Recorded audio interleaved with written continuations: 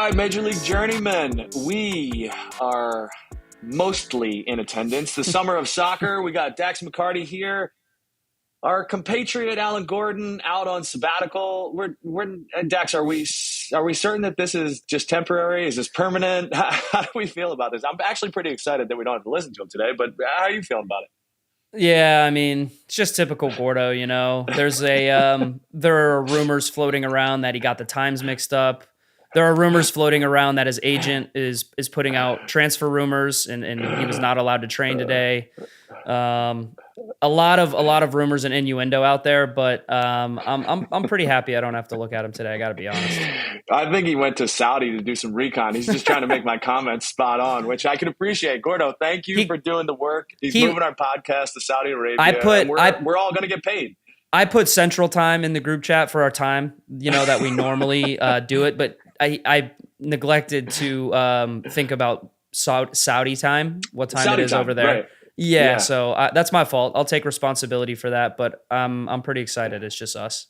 The iPhone calendar doesn't work as well in the desert, so I'm sure we'll get we may get a FaceTime here in a few minutes. You never know, Gordo. But what I want to talk about, which not entirely sure how much context he has to add anyway, is Leagues Cup, and you coming off arguably one of the biggest results of your season. Talk about the game. I mean, you obviously finished it up, which was a pretty special moment for you personally, but give me a little color on Cincinnati, kind of the feel of the game, you know, getting started. Was it different? Did it feel different being in Leagues Cup?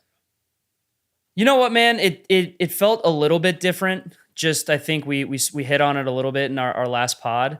The entire lead up and build up to actual kickoff, the whole procession of what that looks like is completely different than an MLS game. And I got to be honest, man, it felt more like a playoff game than these other regular season games have for us. And I want to say that the lead up to the game was a little bit odd for us because we've had a rough month in Nashville, and add on to the fact that we've lost to them twice in the league, right? And our last performance, funny enough, before Leagues Cup was in Cincinnati, where we lost 3-1 and we had a few guys sent off. You know, it was a very cathartic win. I'll say that. It was a win that I think we needed for our confidence. It was a win that I think we needed for our mentality. And look, we've talked about Cincinnati a lot on this podcast. I've given them a lot of praise, which I think they've deserved, rightfully so. They're one of the best teams in the league that I've seen, that I've played against. And the things that they do within the formation that they play, they make it difficult to defend them. And then you add on to the fact that they're unbeaten at home, where they haven't lost, where they're riding high, where they have an MVP candidate in Lucho Acosta, who just makes things so difficult on you in midfield. The fact that, you know, we were 5 to 10 minutes away from getting an outright win in regulation, and, you know, we concede another penalty, which it feels like we've either gotten a red card or a penalty in like 10 consecutive games. We could have crumbled, honestly. We could have, and we could have gone into penalties with low on confidence, but we've had some really good meetings and some good conversations as a team to try to get us back on track. And the moment was fantastic for us because we all talked about in the huddle before penalties, step up, shoot a penalty with confidence. And I don't know if you know much about Nashville SC's history and penalties, Dan.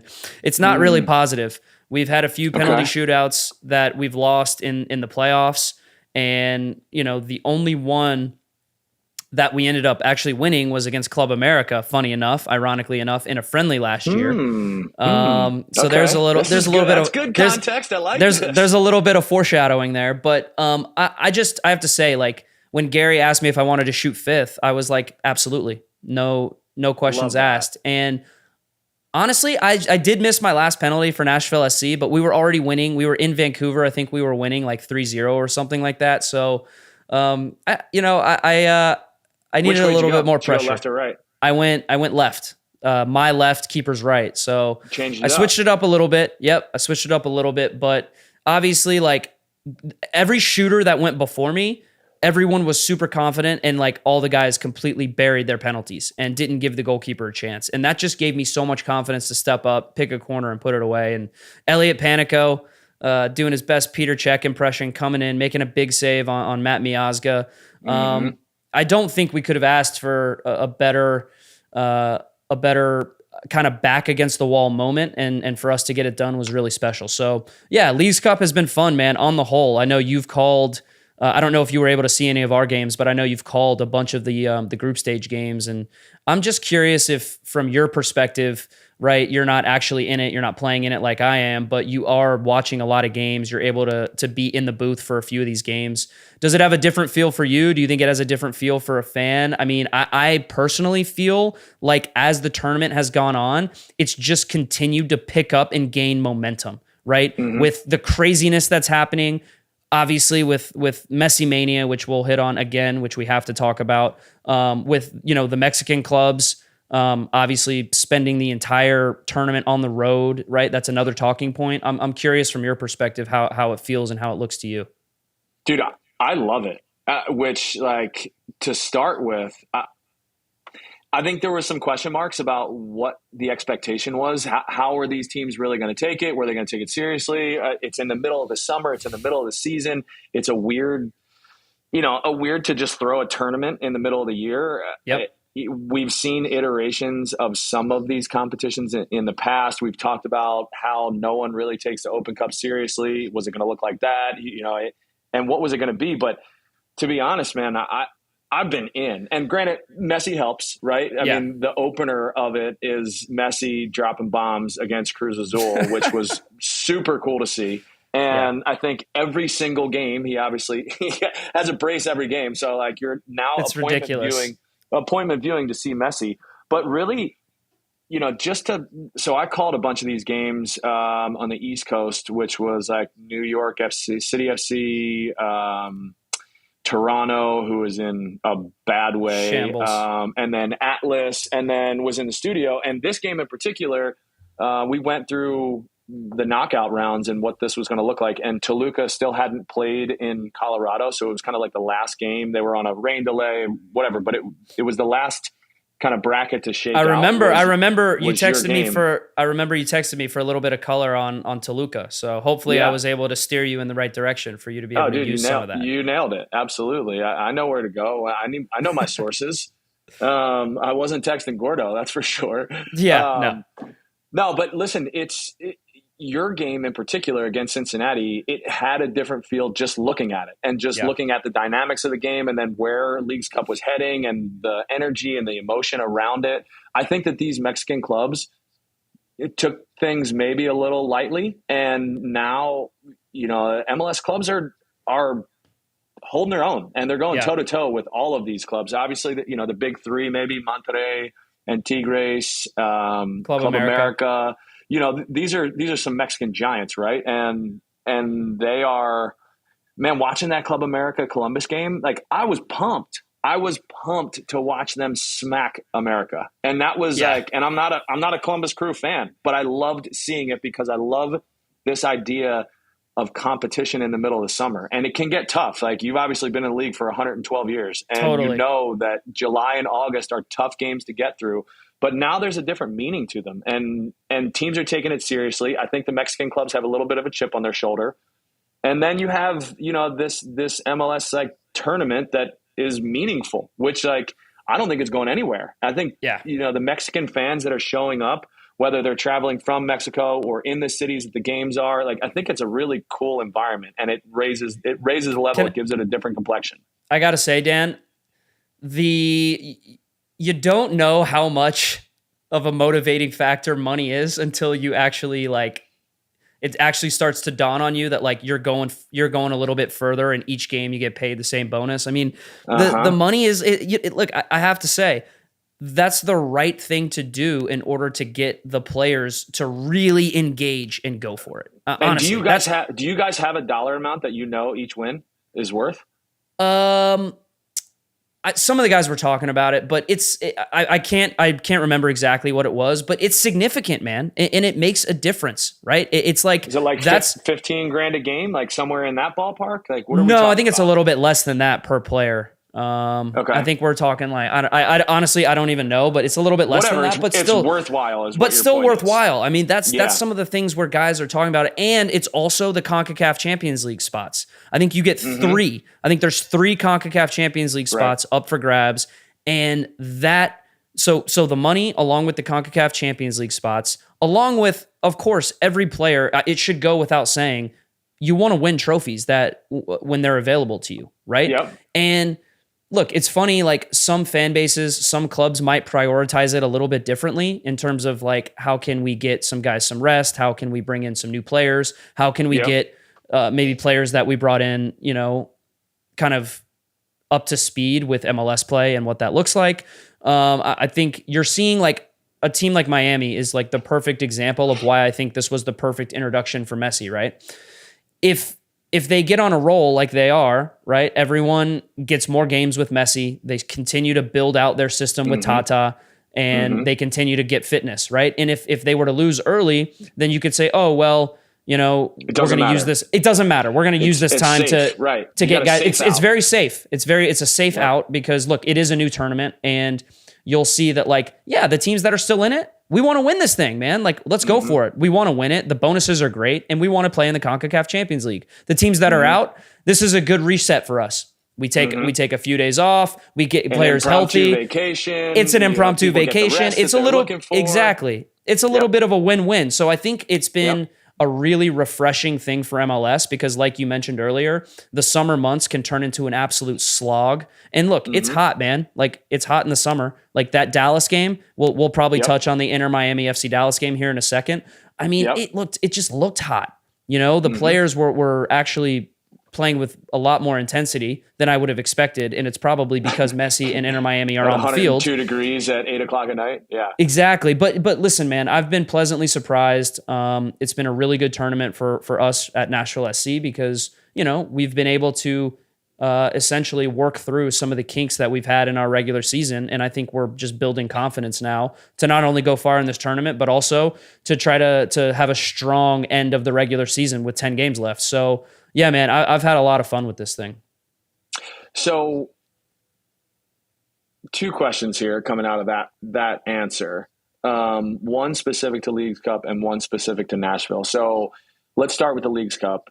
Leagues Cup, do you feel like there is still a Mexican dominance in North America? I think that they've been, and rightfully so, deservedly so, expected to be better teams, expected as a higher tier league than MLS. Now we're playing them, as in MLS, you know, a former player myself, but you're current. Do you feel like it's the same? I mean, everything that we played them up until this point, we faced them in preseason, where we're on a layoff for a long time. We go in, they would be much fitter, much stronger, much more informed, and they would smack us for the most part. Now, did we put up a fight? Absolutely. And could we get a result? For sure. But I think the results and the representation of this league in this tournament, and granted, there's some different dynamics. You mentioned that Mexican teams are on the road for everything.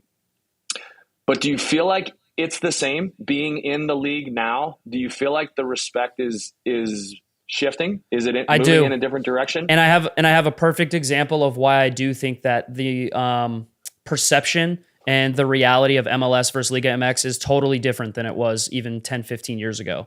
My old coach, who coached me with the Chicago Fire, Veljko Paunovic, coaches one of the biggest teams in Mexico, Chivas. I saw these comments. Did you see these comments? They were knocked out, and he got ripped too. Yeah, but listen, sometimes... I don't think he's wrong. I think he's right. He essentially said, for people that don't know what he said, he coaches Chivas, which is one of the top 3 or 4 biggest clubs in Mexico. They were knocked out in the group stages, I think with 2 losses, is it? They lost to Cincinnati and Sporting Kansas City. Kansas City, yep. He basically said, look, this is where we're at. Like, we need to catch up to these clubs. You know, we are not basically the elite anymore. And I found those comments a little bit alarming coming from one of the biggest clubs in North America, but also like I think there's a little bit of a dose of reality there because he's talking, I think, about the investment from MLS in young players, the investment in infrastructure. He's talking about the investment in training facilities. He's just talking about the total package of, I think, what MLS has done the last, let's call it 7 or 8 years to really be, I think, surpassing Mexico overall. Look, the big three in Monterrey, Tigres, and Club America, I still think they're the alpha dogs in this region. And I think all three of those teams have put on really dynamic, good performances. And I think it needs to be noted that using Leagues Cup as just a barometer of where the leagues are is a little bit unfair because every MLS team is playing every game at home and the Mexican teams are playing on the road. And I think especially now that is the great equalizer. And now, especially when the talent is relatively even, I think that playing in front of your fans at your stadiums where, Dan, you remember 20 years ago or 15 years ago, if you were going to play against a Mexican club, they were probably going to be more Mexican fans at the stadium than your own fans. Now, other than like maybe the Chicago Fire Club America game where there were a ton of Club America fans out at Toyota Stadium. Yeah, like you have genuine MLS support that is there pushing their team forward and along, and there's a genuine home field advantage there. So I think the Mexican clubs certainly have a gripe about being on the road for as long as they'll be on the road for. But to answer your question, there's zero question in my mind that MLS has caught up to Liga MX. Now, Liga MX, the top teams still have so much quality and so much depth that you can't say that any MLS team has really, I think, outdone them. I was a little bit naive in terms of like the LAFC León. Remember the CONCACAF Champions League final? I was like, LAFC is the best team. They're going to win. And then León kind of came and like showed them they put it on them. They put it on them and they played them off the park. And now that kind of gave me a little bit of a dose of reality to like, hey, listen, yes, MLS has come a long way, but like the Mexican clubs, the top clubs, we're still chasing them a little bit, right? And so I'll be curious to see how the end of Leagues Cup plays out. I'll be curious to see which one of the MLS teams can step up and maybe take one of those powers down. I mean, obviously we play Club America tomorrow. I don't know if we'll have this recording out before the game, but I can just tell you that there's not a fear factor anymore. Like we respect the hell out of those clubs. Like they're the giants of the region, but we're not scared of them. We're going for the game unequivocally 100%. And I know we're excited about it. So that's the way I see it. Yeah, no, and I think that's being seen, and you guys, all of these teams, in a lot of ways, are really showing that. I mean, just Salt Lake's result against León, they got pushed around in the first half. In the second half, they came out and dropped 3 on them, and they were the dominant team. Sporting Kansas City absolutely smashed Chivas. I don't know if you watched that game, but they put it on them. They possessed. In the deepest block, they moved Chivas around. They couldn't get anywhere near it. And within like 25th minute, Chivas was done. They were dead. And Sporting is a team that's like mid-table right now. Exactly. And how about Vancouver? Vancouver losing to Tigres in penalties, and it takes a Gignac stunner, like bicycle kick to get Tigres back in the game. That result right there, I mean, I was like, okay, Vancouver, because I've always thought Vancouver was a good team, but like going toe-to-toe with Tigres, who a lot of people probably consider the best team in North America for the past, 10 years. I mean, that's really impressive. It's an impressive look for MLS to be not just hanging on for dear life against these teams. And, there was a number of really good matchups that we were looking at, but also for me, to say, okay, Tigres Monterrey is up, LAFC is playing Salt Lake, but even looking at just, what's the most exciting matchups? The Columbus-Minnesota matchup was one I was like, I can't wait to watch this game because I can't wait to see what Reynoso can do because he's absolutely unbelievable right now. He's been so good. And that's like, I mean, I think that what we are saying is everything that Major League Soccer could have hoped for. And for you as a player currently to be in the middle of August and not catching, that impromptu vacation that some of these MLS clubs are getting, it almost feels like no matter which way it has shaken out for any of these clubs, it's been a net positive. It's a net positive, no question. Right? Yeah. So it's pretty good, man. I've really enjoyed it, and I'm going to keep watching. And I think it's been fun. It's been fun to see. And the other thing is, like, what happens next year? Like, what happens when they bring in the top flight of the Argentinian league or the top flight of Brazil, and some of these clubs start coming in, and then it grows even bigger. Or but you know what? They ship it out to I'm Saudi. thinking, Dan. They ship the Leagues Cup off to Saudi Arabia. Yeah, that'll be the day. I'm just curious to see, like, I don't know. I think the format in general will stay the same next year, but like, I don't know how you get away with playing it strictly in the US. Like, I'm curious to see if it's like, hey, role reversal. Guess what, MLS teams, you're going down to Mexico. Like, you're playing all these games in Mexico. I don't know, because I'm certain that's going to be discussed, and that's going to be a topic of conversation for the Liga MX clubs. I just think the finances they must be too strong to be even considering taking this show on the road to Mexico. I mean, it just seems like everything is coming to the US, and everybody is more than willing to bring a tournament or bring their club or bring whoever to the United States of America. I don't know. I can't see that. That's why I'm glad with the success. That's why I'm glad Leo is in MLS, right? Like, are you really going to tell Messi, hey, you're going to go down to Mexico for a month and play in this tournament? Like, and Leo's going to be like, no, I'm going to play most of my games in Miami. I'll go on the road in Dallas for a little bit, and you're going to continue to put my games on Apple TV. Tell you what, it probably would have, it may have gone over better prior to him having to go and play in Dallas in 102-degree heat. If that conversation was had last week. But after that one, I'd have to think that Leo. Did you watch that game? Putting a hard pause on a lot of that. I got to see parts of it. I didn't get to see it from start to finish. But he's unbelievable, man. That game was so drunk. It was actually crazy watching that game.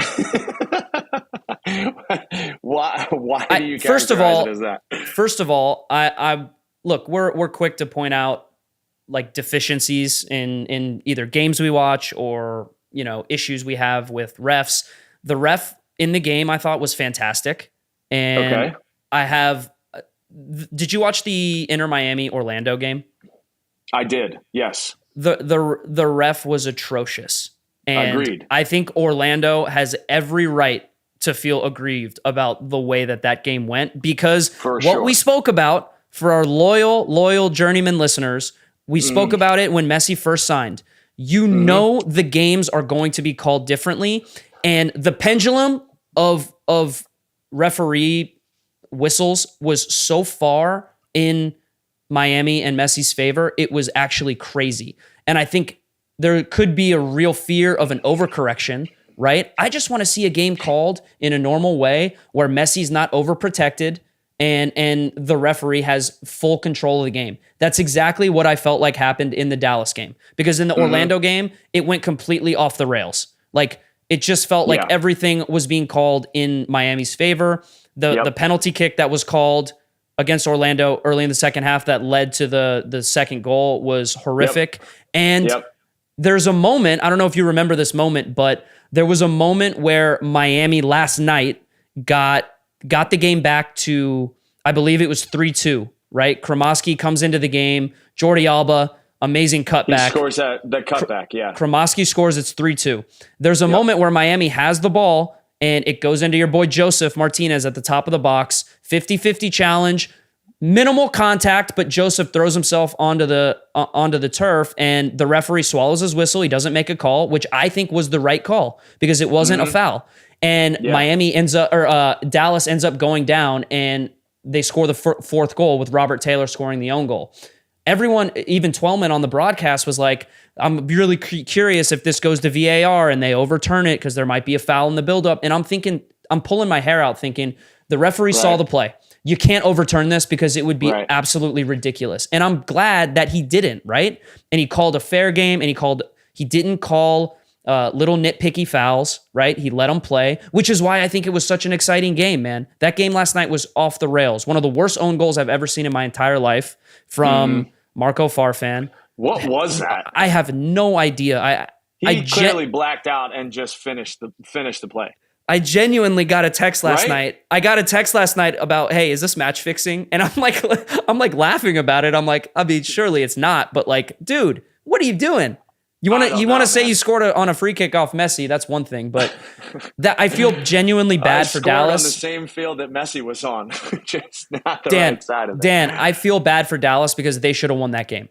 Like they Dallas played well. Messi was fantastic, but Alan Velasco, another Argentine, was the best player on the field.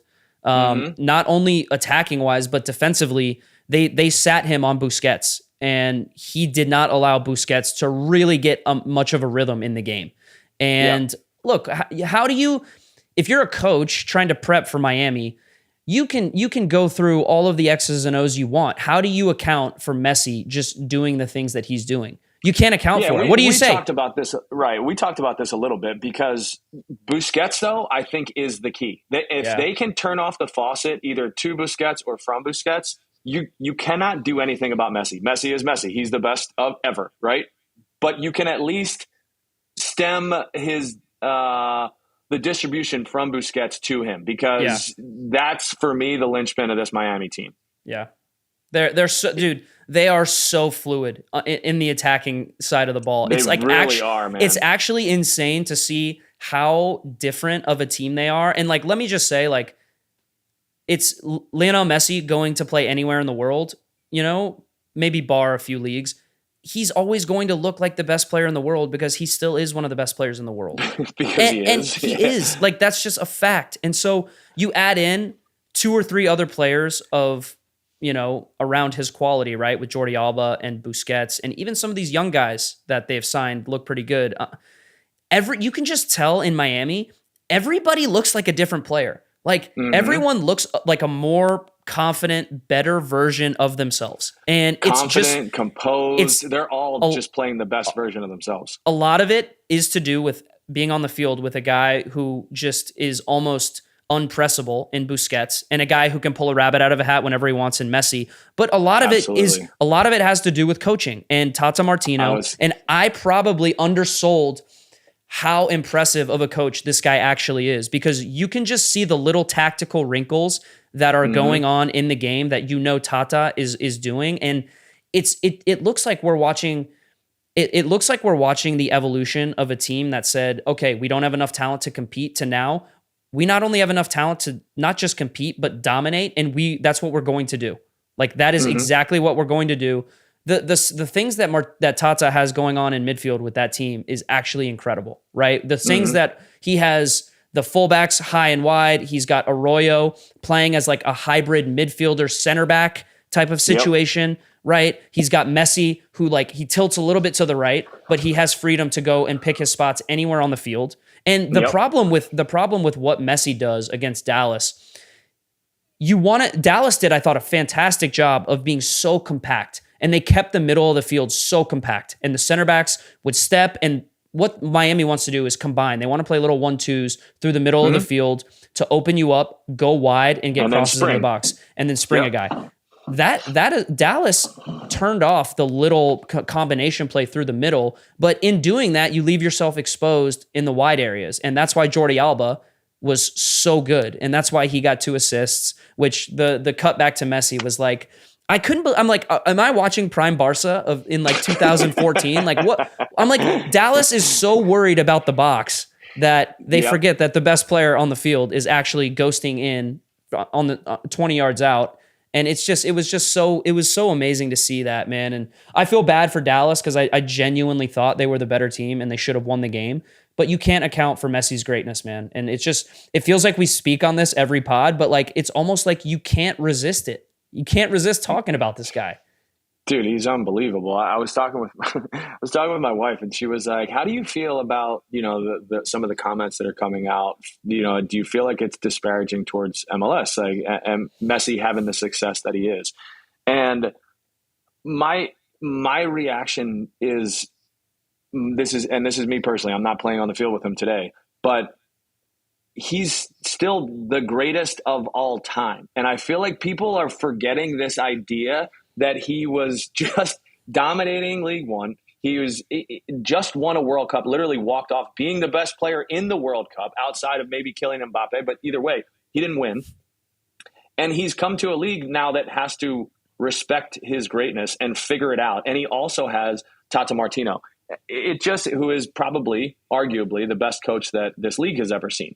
So you have all these things, and it almost feels silly for people to discount how good he is and how good he is today. And I feel like, my reaction to her saying that, but also to people saying that, is just, these are just novices that really just don't understand the game and don't appreciate Correct. What we're actually witnessing right now, because it is incredible. The only thing I'll say is that I agree with you for the most part. I think you're right. But what Messi has done, and I think in general, when a lot of these great players come to MLS, I don't want to say that he's exposed the lack of, I guess, quality defending, because I think but he's just exposed, I think, a little bit of a lack of collective tactical awareness with MLS teams, right? And a lot of it has to do on the defending side of the ball. But like, the things that are happening in these MLS games with Messi,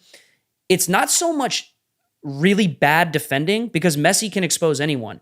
It's just Messi is operating, and Busquets is operating, and Jordi Alba. These guys are operating on such a higher level of tactical understanding of where space is, that by the time they've put together 3 or 4 passes, MLS, like the tactics of MLS, like the defending, it's not so bad. It's just these guys are playing at such a higher level on the attacking side of the ball that it makes everyone look bad. And that's genuinely how I feel. But there are some instances where, like the first goal with Dallas last night, like as soon as the ball goes wide, as soon as the ball goes to Jordi Alba, those 3 midfielders that FC Dallas has in front of the back line, one of them should be, forget about dropping into the box, like just find where Messi is. Like that's it, right? There's not a complicated tactical plan surrounding that thought. It's amazing how easily he loses everyone. I mean, the set pieces are one thing. Messi set pieces, obviously, it's been, they're incredible, right? That's a write-off. For me, right. But for me, it's watching his movement. His movement is otherworldly. I mean, it's so good. Really, and it can expose anyone at the highest level. It has exposed everyone at every level. So what I would say is, like, my thought process, if I'm going into a game playing against Messi, which obviously we will do that here in a few weeks' time, like, you can't just have your entire game plan wrapped around stopping him, because they have other players that can hurt you. But it's like, hey guys, let's make sure that, like, there's a light bulb that goes off in everyone's head when we are playing, to just, no matter what's happening in front of you, know where Messi is. Because in an instant, like, it's so funny the gravitational pull this guy has. Every single player on the field on his team is looking to try to find him. They're trying to find him so that he can get the ball. He can draw defenders in, play a 1-2, play it wide, and get in the box. Like, Messi's not going to go get in the box and be the first post runner. He's not running to the near post, okay? So that area between the penalty spot and the 18-yard box, that's like as the precious real estate that you have to account for if you are going to defend crosses against him, right? And so, yes, I think the defending in MLS, it's just a little bit of tactical awareness from maybe some of these young guys, right? Like, I thought Dallas played really well against him. They conceded 4 goals. I thought Orlando played really well against Miami. I thought they were the better team for large portions of that game. But they got undone by a little bit of naive defending and losing track of where the best player that's ever lived was on the field, which if you do that, you are going to be punished. So look, there's always going to be negative comments surrounding MLS. I think that's just a reality that every MLS player and every MLS fan has to live with.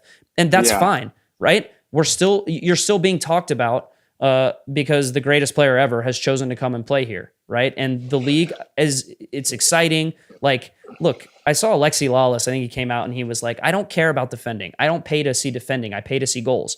I don't agree with that. Like, I think I think a championship team has to have good defending, or else you're not going to win. Saying is, right? It is. But again, like, yes, for the excitement factor alone, this Leagues Cup and the things that Messi has provided have just been astronomical. It's been off the charts. Yeah.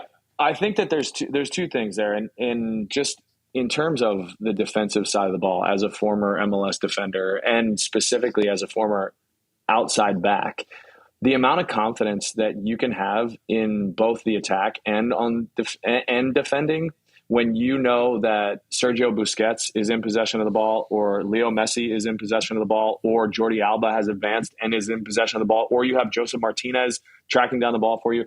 Those inches, feet, yards, space in front of you that you're able to take, it has completely transformed Miami's ability to be so fluid and so interchangeable and do so many different things and all those different wrinkles. And Tata Martino, to his credit, think about those Atlanta teams, dude. He revolutionized the way that this league played through Atlanta, through Leandro Perez and through Michael Parkhurst and Jeff Loreno. It's like completely changed those players and their capabilities, and all of a sudden made them a distribution passing style in their game model, which was also wild to watch because it hadn't really happened in MLS.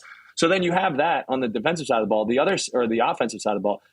Defensively, though, just dropping a Leo Messi on the field, it seems like these teams are defending with emergency alarm bells at all times, because your point is very specific. Like, how do you lose Messi?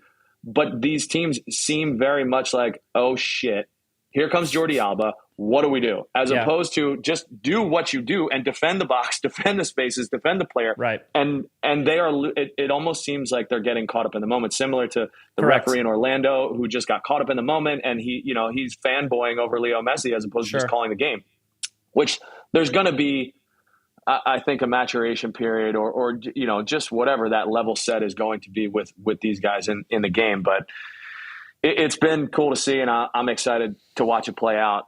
If you had to pick somebody outside of Nashville SC as the favorite to win Leagues Cup in this knockout round where we are right now, do you have a front runner of the games that you've watched?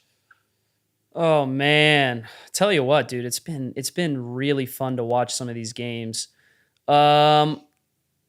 It seems like the break that LAFC got, not having to play in the group stage, did them fantastically well. I mean, they absolutely smashed Juarez. I think it was rested, recharged. I think it was 7 on Suarez. I think it was 7-1. I mean, I think if LAFC is getting some bodies healthy and some guys some rest, I don't know. I think Vela might have gone off injured in the last game, so I think there's a little bit of a question mark there. But like, honestly, the most impressed I was... Got to get through a hot Salt Lake team and then ultimately Tigres or Monterrey. Yeah, not the easiest path to the Salt final. Lake, man. Salt Lake is doing some wonderful things. I want to give really are. so much credit to not just Pablo Mastroeni, but like the front office for bringing in guys like Chicho Arango. This guy, have you called to their game? This guy Ojeda, who's a central midfielder for them. Dude, he's awesome. What a player. I'm like, Salt Lake is doing some really impressive things, and I like them a lot. I think they're a dark horse.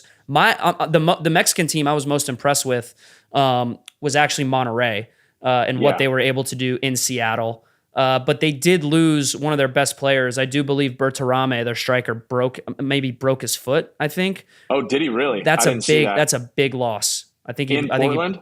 In Seattle. They played Seattle. Yeah, I know, but I thought he was on the field against Portland this last round. Is that who they just beat? Yeah. Yeah, maybe it was Portland. I'm not sure. I just know I saw that he broke his foot. I think Hurt Gomez tweeted something out, but that's a huge loss for them. But I was really impressed with Monterrey and some of the things they were doing. Man, I don't know. If I had to pick, I would say it'd probably be one of the Mexican giants. I would say probably Tigres. But I don't know, man.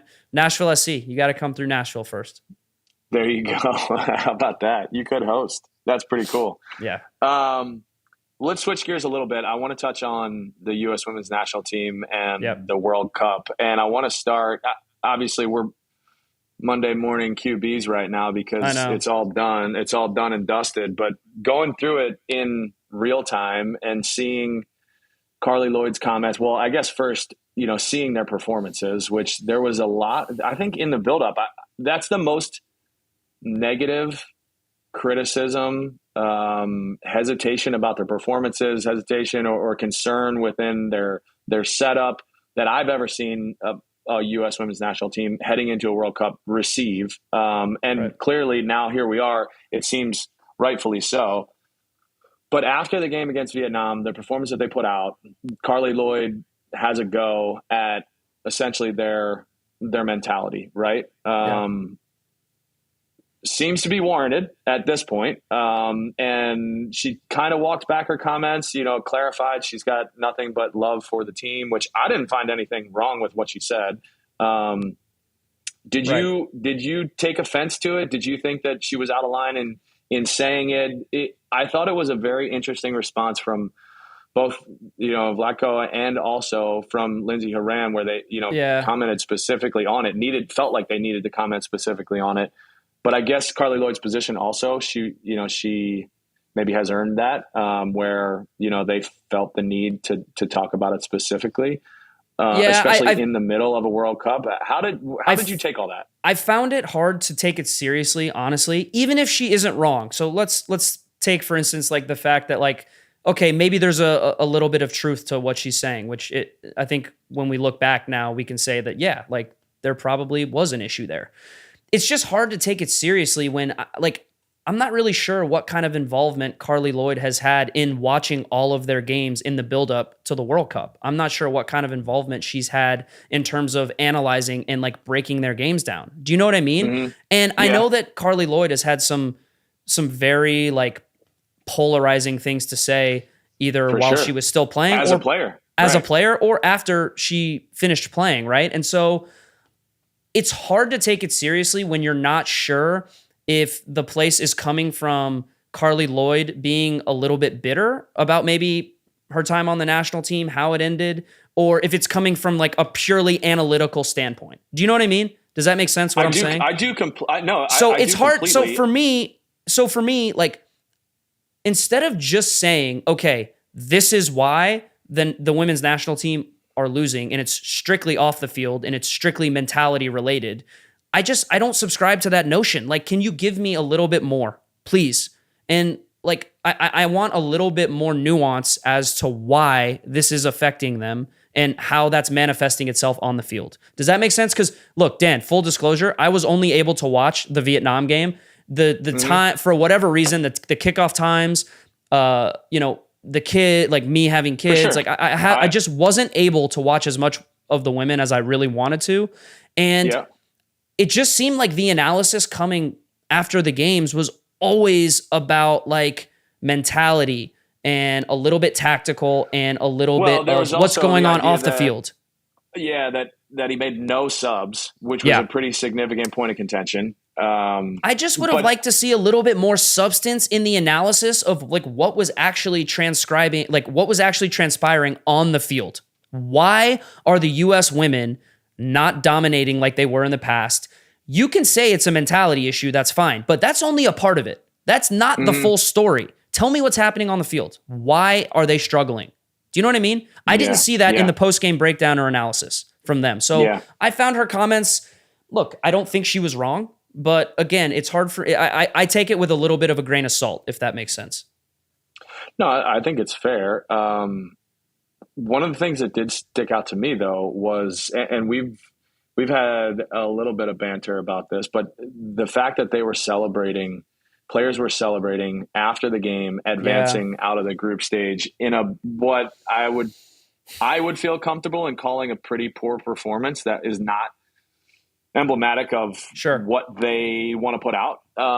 Which I think I've been, at least in my own conversations, pretty critical of that mentality, because if you are the best in the world and that's the mantle that you want to be on, and that's the crown that you want to wear, and you are telling everybody that this is who we are and we should be that, I don't subscribe to the fact that you should be celebrating a group stage departure when your goal is to win your third World Cup in a row. I don't even see any way, shape, or form that goes into the mentality of a real top-notch, top-level elite class of winners. And that was something that did stick out for me. Yeah, I think that's a fair point, honestly, because the U.S. women, they should and they do carry themselves like the best in the world.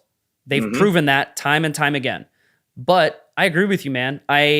It's hard for me to comment on the performance specifically because I didn't watch. So I don't want to talk about things that I have no idea what I'm looking at. But in general, the commentary on their performances was that they were very bad and they were not up to the standard that this team has set for the last couple of years. And so there's a balance to be had. And I think that word needs to be underlined. If you want to show and you want to put on a brave face of positivity, of confidence, there's a balance to be had between that and arrogance and maybe looking a little bit too overconfident, right? Because like you said, the standard for this team is not just getting out of the group stage. And for better or worse, they have put those expectations and those standards on themselves. So I agree with you. The images of them, I don't have any issues with, by the way, them taking pictures with fans. No one should have an issue with that. You're allowed to show your fans some love, okay? Absolutely. All the dancing and celebrating and look, was it a little bit much for me? Yeah, it was. But at the end of the day, I understand wanting to be positive. I understand wanting to try to put lipstick on a pig, if you will, because we know from the analysis that the performances weren't great, right?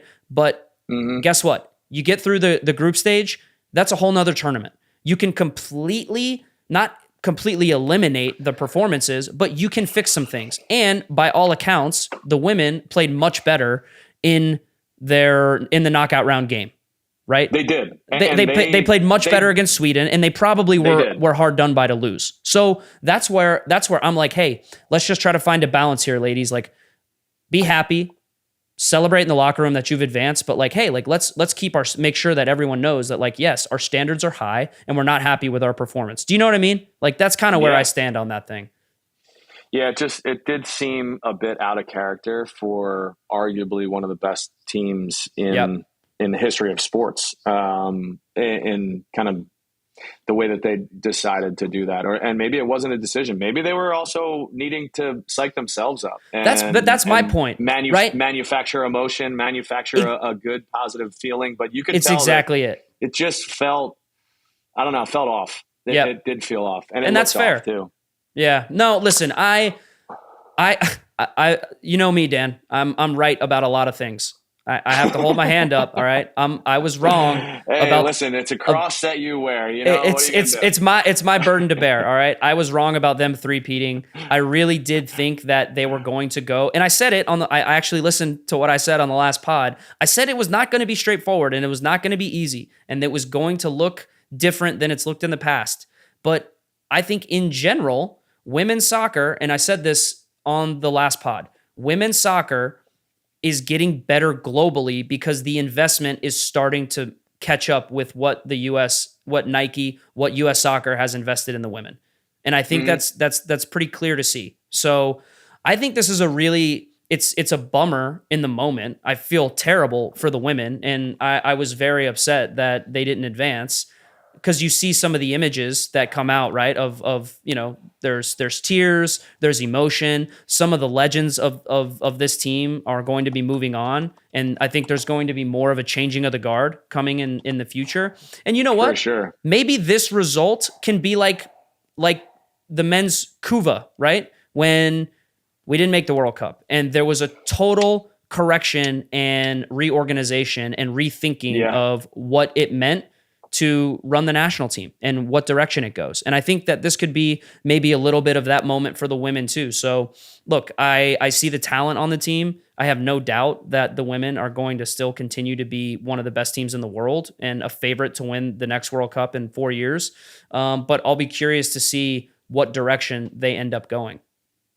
Yeah, it's going to be interesting because, I mean, the most significant badasses on that team, Lindsey Horan, Rose Lavelle, Julie Ertz, like they're all 28, 29, 30, 31. So for like the next World Cup cycle, I don't know. It's going to be an interesting next few years about how they cycle through that. I also didn't really understand why Julie Ertz was ever really a question mark on that team. Like she's incredible. And she's also 31. Like she's legit. I think they build from what I saw, you build around Naomi Gurma, is it the center back? She was fantastic. Yeah. I think you build Sophia around Smith's a player. I think you build around Rose Lavelle and Sophia Smith. Those 3 players, I think those are your building blocks for the future. And then, you get a few of these players back that had some unfortunate injuries. I think it was Mallory Swanson, was it? I saw her play live in Nashville, and I was really impressed with her. I think she's an absolute baller. So I know the women they'll bounce back. I know everyone's upset they're out, and we'll see where they go from here. But well, let's finish up with a little love for your Nashville SC listeners and peeps, and kind of revisit one of the questions that came out of our talk at the top of this podcast. I want you to talk a little bit about just the messaging that was in the meetings that you've had with Gary. I think Gary Smith's an interesting coach. He's an interesting profile. He's a bit of an enigma from, how maybe he's just transitioned or transformed himself from what his profile was in Colorado to now what his profile is as a leader in Nashville. Like, talk through, you guys are a really good team, and you run into a little bit of adversity, but you mentioned specifically having some really good meetings. What did those meetings look like? Let us in on a little bit of that. Yeah, I mean, I think those. I don't want to. I'm not going to empty the tea on what the boys are talking about in the locker room. But what I will say is this, Dan: when you have a very veteran team, which we do, sometimes you need to have guys that are not afraid to have hard conversations. And I think that we've been able to hold such a high standard at Nashville SC in terms of always being competitive and always, making the playoffs. And now what's another level we can take it to? Because that was the minimum, right? Now we want to continue to raise our level and continue to fight for trophies at an even higher level. When you have that, when you go through a month like we went through, right, where we had some uncharacteristic red cards, we were losing games, we were conceding goals in ways that we don't normally concede goals. You need to have guys step up and be counted, right? And that, I think, starts with the leaders. I think that starts with the veteran players on the team, and it starts with, your stars. And so we've had some really, really great conversations. We've had some really open discussions about what our standards look like and how we need to continue to have those be as high as possible, because that is what is going to lead us to success, right? So yeah, it's been really good with the coaching staff. There's never any panic, which is what I really like about Gary. There's never any panic in that coach's office, and I think that manifests itself throughout the players. And so they've been really mature conversations and just ways of figuring out how you get through a tough stretch. Because let's be honest, we haven't had many tough stretches in our existence. We've been pretty steady for most of the time that we've been in MLS. And so I think that's a testament to our front office and, the players that they've been able to bring in and the team that they've been able to build. And of course, our coaching staff and the leadership of Gary Smith. That's pretty cool, man. And then, it goes out and it manifests itself in a really difficult game against Cincinnati where you get the result and go to PKs and make it a little bit more interesting. And you can kind of lean back on not only those conversations, but then ultimately the result. So absolutely. Yeah, that's great. It's good to hear it. It's good to see it. That'll do it for us here at Major League Journeymen. Maybe Gordo will send us a smoke signal from maybe he'll send us a postcard or the desert, wherever he is. Good to see you, Dax. Thanks for checking in, and we will be back next week. Adios.